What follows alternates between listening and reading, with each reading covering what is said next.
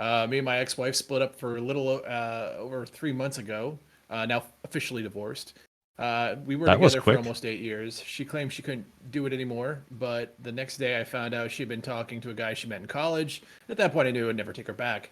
I got a text at 1 a.m.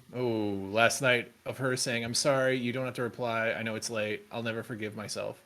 So I didn't reply, and now I can't stop thinking about it, and I'm on the verge of texting her. Not to get back together, but to let her know that what she put me through and how she tore me apart after the split and why I can't take her back. Should I just leave her on read or let her know how I feel? Just because you're broken up doesn't mean you have to be dishonest. Go ahead and tell her. If I Yeah. there's a middle ground here of, yeah, you want to make it a clean break, and yeah, you want to walk away, and yeah, you want it, but clearly this person still has something to say. They want to get it out. They want to draw that line. It doesn't sound like they want to get back together, and it doesn't sound like this is a weakness of them. Well, maybe I'll think about it. I think, yeah, you should absolutely get it out of your system, and then make sure you enforce that break. Give her one reply, maybe, even if you care to have a reply, it's clear you want to say something to her. Say it all at once. Put her on block, whatever you have to do if you're already divorced, which is weird after 3 months, but congratulations. I know sometimes it could take a lot longer, Yeah. but tell her and then walk away and don't think of other things you could have said. So make it a really good paragraph or two that says everything, because this is it. This is the last time you talk. Uh, And and be I honest. Yeah. Yeah, I mean, and you're probably right in this situation. I'm just gonna be, I hate saying devil's advocate because Just be Jesus, call it 5 episodes DA in a because row. But it's like for me personally, it's the way I see it is just like I let a sleeping dog lie. Like I've got those from exes before, at way late at night, and you're just looking at them, and you know what's going on. Like, and you're just like, you fight so hard to make that break emotionally that you're just like, do I open that Pandora's box again?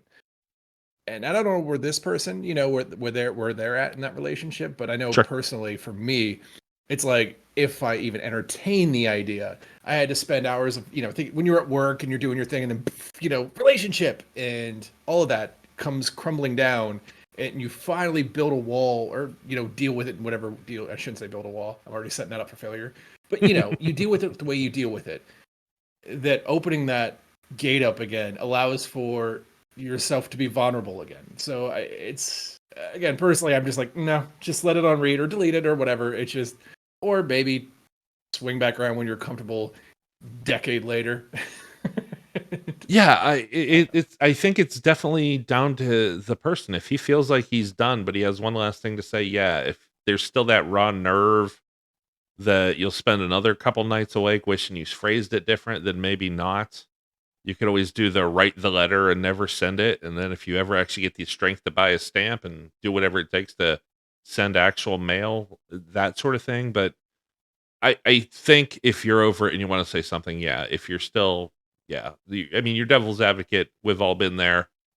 I think Yeah, most people have been there where we had to make the choice to reach back out or not, and I think right. we've all probably done both. Yeah.